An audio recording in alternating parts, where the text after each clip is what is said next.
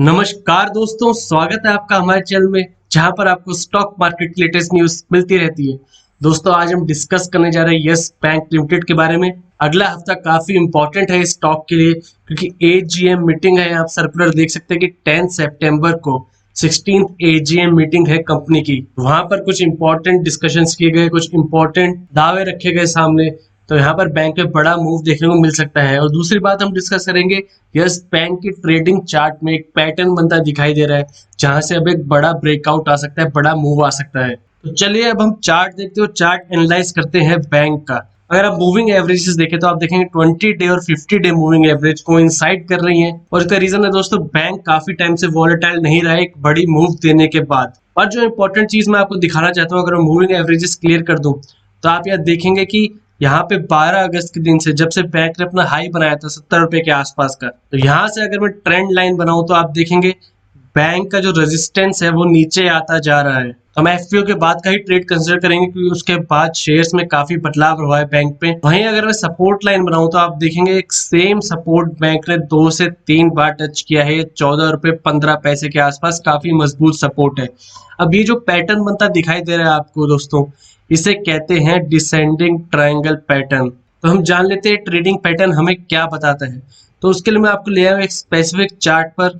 तो आप देख सकते हैं यहाँ पे आपको डिसेंडिंग ट्रायंगल पैटर्न दिख रहा होगा, ये इसकी मेन डेफिनेशन है। तो यहाँ पे जब अपने एंड की तरफ पहुंचता है, जब अपने सपोर्ट को टच करता है और ये जैसे ही इसकी विड्थ कम होने लगती है तो ये बियरिश मोमेंटम साइन करता है, यानी वहां से नीचे जाने का एक मोमेंटम की संभावना की जा सकती है। और ट्रेडर्स इसको ऐसे यूज करते हैं जहां पर आपको मैक्सिमम हाइट दिख रही हो इस ट्रायंगल की, वो उतना ही नीचे अपना टारगेट लगाते हैं। आप देखिए ये हाइट सेम नीचे करते हैं। तो यहाँ से आप देख सकते हैं एक बड़ा मूव आने की पूरी संभावना है क्योंकि बैंक एक रेंज में काफी दिनों से घूम रहा है, हमने विटनेस किया और उसकी वजह से अब बैंक कंसोलिडेशन में आ गए हैं। और यहाँ पर एक अच्छा खासा डिसेंडिंग ट्रायंगल पैटर्न दिखाई दे रहा है। मैं आपको फिर से दिखाया तो आप देखिए सेम वही पैटर्न दिखाई दे रहा है। तो यहाँ पर अब अगले 3 से 4 दिन में एक बड़ा मूव दिखाई दे सकता है। अब डिसेंडिंग ट्रायंगल पैटर्न हमेशा एक बेयरिश मोमेंटम सजेस्ट करता है, पर यहाँ पर मैं इतना श्योर नहीं हो सकता क्योंकि एक इंपॉर्टेंट डेट आ रही है एजीएम। और दोस्तों, जब भी कैसे इंपॉर्टेंट इवेंट्स आते हैं किसी भी शेयर में तो वहां पर कई बार हमें शेयर ऊपर जाता हुआ भी दिखाई दे सकता है। तो यहाँ पर अगर कुछ पॉजिटिव न्यूज आई एजीएम में तो वहां से लोग प्रॉफिट बुकिंग कर सकते हैं, इसलिए इसमें इन्वेस्टमेंट हो सकता है। पर अगर एजीएम नहीं होता, नॉर्मल डेज चल रहे होते, तब मैं 90% तक श्योर हो सकता था कि यहाँ से एक डाउनवर्ड मूवमेंट आ सकता है। अब दोस्तों, जो लोग लॉन्ग टर्म के लिए हैं इस बैंक में, आपको कई बार बता चुका हूँ आपको मिड से लॉन्ग टर्म के लिए रहना चाहिए। मिड टर्म से मेरा मतलब है 1 से 2 क्वार्टर, और लॉन्ग टर्म यानी जब बैंक अच्छी परफॉर्मेंस देने लग जाए तब आप 1 से 2 साल का इन्वेस्टमेंट कर सकते हैं। और हाल ही में बैंक ने अच्छी परफॉर्मेंस भी दी थी, प्रॉफिट आया था। पर दोस्तों, बैंक की डिपॉजिटरी इंप्रूव हो सकती है इस बार, लेकिन इस बार आप जानते हैं मॉरिटोरियम की वजह से, कोविड पेंडेमिक की वजह से काफी इफेक्ट होगा बैंक का बिजनेस। अब अगले ही क्वार्टर में अगर चाह रहे हैं कि बैंक नॉर्मल हो जाए और सीधा ग्रोथ दिखाए तो एक्सपेक्ट मत करिए। उसके लिए आप कम से कम बैंक को 2 क्वार्टर का टाइम दीजिए, जब तक सारे नॉर्मल बैंक संभल जाते हैं उसके बाद हम कंपेयर कर पाएंगे। अगर ये नॉर्मल टाइम चल रहा होता, कोई पेंडेमिक की सिचुएशन ना होती, तब आराम से अगले एक ही क्वार्टर में हम बता सकते थे कि बैंक इंप्रूव होगा या आगे की प्रोजेक्शन क्या होगी। 2020 के एंड तक तो सभी बैंक्स को टाइम लग जाएगा अपनी लोन बुक, अपनी बैलेंस शीट को सेटल करने में। तो इसलिए मैं कह रहा हूँ आप मिड से लॉन्ग टर्म के लिए करिए। लेकिन जो लोग ट्रेडिंग करते हैं, जो लोग ट्रेडिंग में ही रुचि रखते हैं, तो उनके लिए मुझे लगा काफी इंपॉर्टेंट है बताना कि पैटर्न दिखाई दे रहा है। तो यहाँ पर मैंने आपको बताया डिसेंडिंग ट्रायंगल का पैटर्न दिखाई दे रहा है। तो इससे आप मतलब भी समझ सकते हैं। मैं एक्सप्लेन करता हूँ कि बैंक का जो रेजिस्टेंस है वो लगातार नीचे आता जा रहा है। यहाँ पर प्रॉफिट बुकिंग चल रही है, लेकिन जो बैंक का सपोर्ट है वापस वहीं से उछाल ले रहा है। तो काफी दिनों तक बैंक एक ही सपोर्ट पर रहता है, लेकिन ऊपर से भी काफी दबाव आ रहा है। तो इसलिए नॉर्मली ऐसे ट्रेड्स में थोड़े टाइम के लिए नीचे की तरफ मोमेंटम जाता है।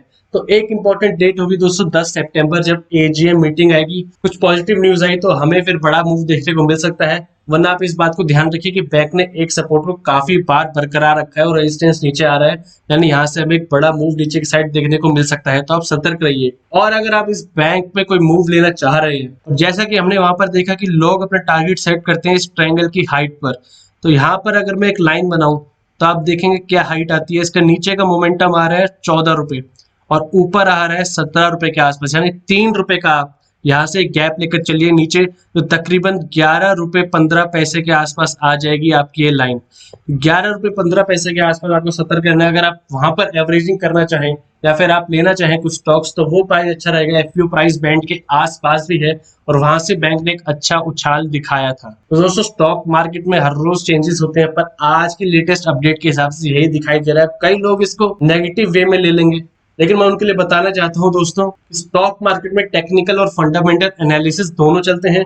पर आप जानते हैं बैंक के रिजल्ट आने के बाद कोई ऐसी बड़ी खबर नहीं आई है, कोई बड़ा इन्वेस्टमेंट नहीं हुआ है बैंक में। तो जब फंडामेंटल एनालिसिस की मजबूत कमजोर हो जाती है तब टेक्निकल एनालिसिस पर हमें ध्यान देना चाहिए, और यहाँ पर वही होता दिखाई दे रहा है। बैंक के एजीएम मीटिंग तो इंपॉर्टेंट डेट है, और अगर लंबे टाइम में देखें तो 1 से 1.5 महीने में आपके रिजल्ट्स आ जाएंगे।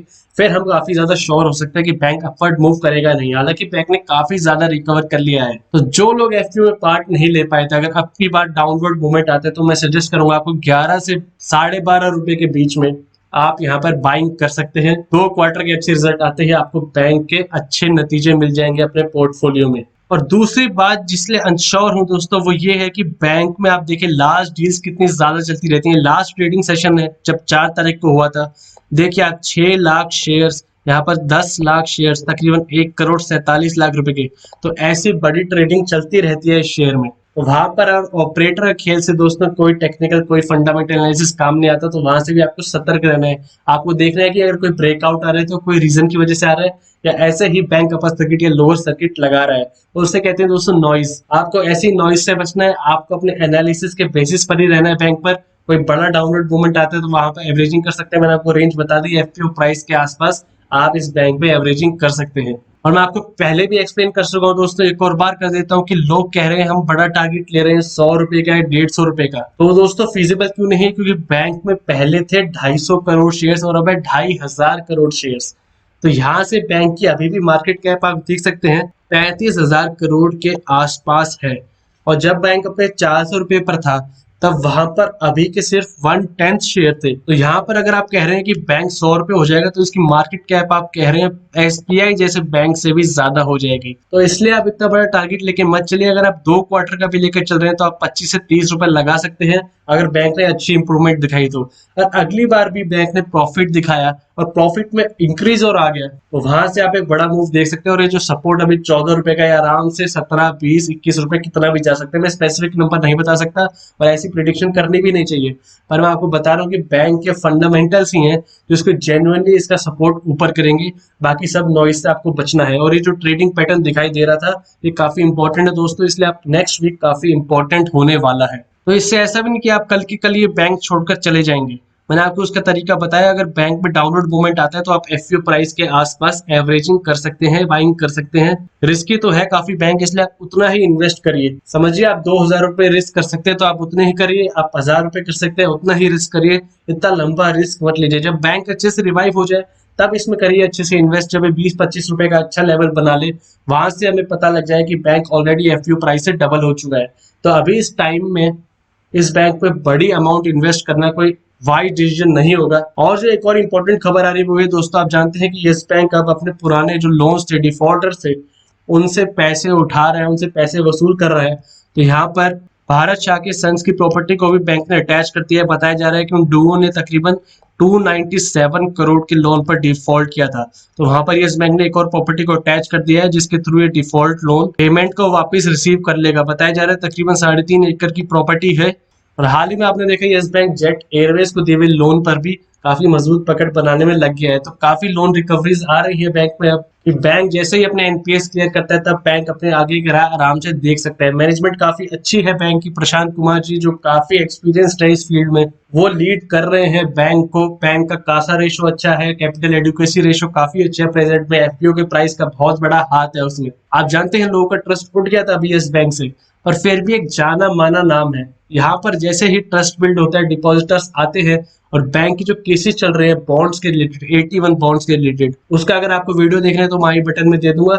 अगर वो सॉल्व हो जाता तो बैंक की काफी प्रॉब्लम्स कम हो जाएंगी। तो ये थे दोस्तों यस बैंक के लेटेस्ट न्यूज और एनालिसिस। वीडियो पसंद आए तो लाइक कीजिए और ऐसी और वीडियोस के लिए हमारे चैनल को सब्सक्राइब कीजिए।